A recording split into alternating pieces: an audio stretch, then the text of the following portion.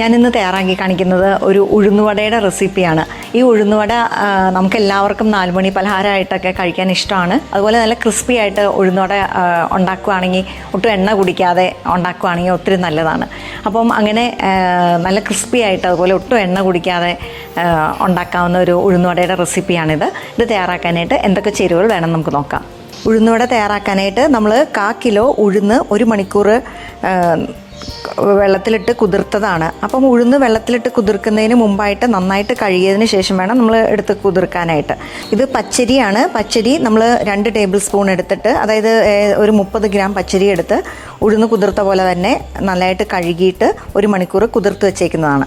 ഇനി നമുക്ക് വേണ്ടത് സവോള ചെറുതായിട്ട് അരിഞ്ഞത്, അതുപോലെ പച്ചമുളക് കുറച്ച് വേണം, 1 പച്ചമുളക് മതിയായിരിക്കും.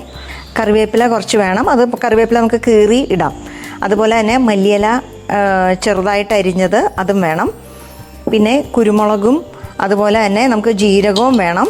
അത് രണ്ടും ഒരേ അളവിൽ വേണം. ഒരു 1/2 ടീസ്പൂണൊക്കെ മതി ഇത്രയും 1/4 കിലോ ഉഴുന്നിന്. പിന്നെ ഉപ്പ് പാകത്തിന് ഇടണം. അതുപോലെ തന്നെ നമ്മൾ കായപ്പൊടിയാണിത്, ഇതും കുറച്ചിടണം. ഇത് നമ്മൾ 1 മണിക്കൂർ കുതിർത്ത ഉഴുന്ന് അരയാനായിട്ട് വലിയ ബുദ്ധിമുട്ടില്ല, നല്ല സോഫ്റ്റ് ആയതുകൊണ്ട് അധികം വെള്ളത്തിൻ്റെ ഒന്നും ആവശ്യമില്ല. അപ്പം ഒന്ന് അരച്ചെടുക്കാം നമുക്ക് ഉഴുന്ന്. ഉഴുന്നിട്ടു. അക്കൂടെ തന്നെ നമ്മൾ പച്ചരിയുണ്ട് 2 ടേബിൾ സ്പൂൺ, അതും കൂടിയും ചേർത്ത് നമുക്ക് നന്നായിട്ട് അരച്ചെടുക്കാം. നമ്മളൊന്ന് അരച്ച് നോക്കിയിട്ട് വെള്ളം ആവശ്യമുണ്ടെങ്കിൽ കുറച്ച് ചേർക്കാം. നമ്മൾ ഉഴുന്നും പച്ചരിയും കൂടിയും അരച്ചു. കുറച്ച് വെള്ളം ചേർത്ത് കൊടുത്തിട്ട്, നമ്മൾ ഒത്തിരി വെള്ളം ചേർത്തിട്ടില്ല, ഇത് അരയാൻ മാത്രമുള്ള വെള്ളമാണ് നമ്മൾ ചേർത്തിട്ടുള്ളൂ. ഇത് നമ്മൾ അരിപ്പൊടി ഇടുവാണെങ്കിൽ ഒത്തിരി എണ്ണ കുടിക്കും, അതുകൊണ്ടാണ് നമ്മൾ പച്ചരി അരയ്ക്കുന്നത്. ഇനി നമുക്കിതിലേക്ക് സവോള, ഇത് 2 സവോള അരിഞ്ഞു വെച്ചേക്കുന്നതാണ്. സവോള കുറച്ച് ചേർക്കാം. അതുപോലെ പച്ചമുളക് 1 പച്ചമുളക് മതി. കുരുമുളക് ചേർക്കണം, ഒത്തിരി വേണ്ട കുരുമുളകും, ഒരു 1/2 ടീസ്പൂണൊക്കെ മതി.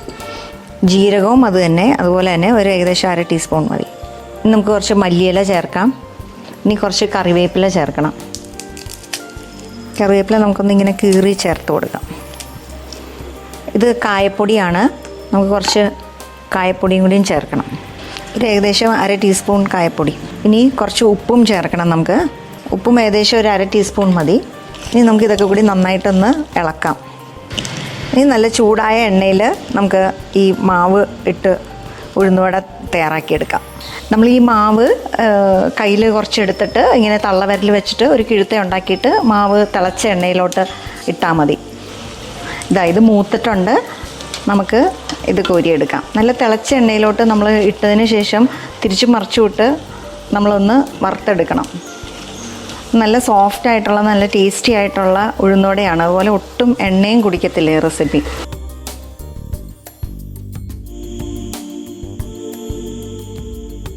നമ്മളിന്ന് തയ്യാറാക്കിയത് നല്ല ക്രിസ്പി ആയിട്ടുള്ള, അതുപോലെ സോഫ്റ്റും നല്ല ടേസ്റ്റി ആയിട്ടുള്ള, ഒട്ടും എണ്ണ കുടിക്കാത്ത ഉഴുന്നുവടയാണ്. നല്ലൊരു റെസിപ്പിയാണിത്. ഈ റെസിപ്പി ഇതേ അളവിൽ നിങ്ങൾ തയ്യാറാക്കി നോക്കണം, തീർച്ചയായിട്ടും ഇഷ്ടപ്പെടും. മറ്റൊരു നല്ല റെസിപ്പിയുമായി അടുത്ത എപ്പിസോഡിൽ നമുക്ക് വീണ്ടും കാണാം.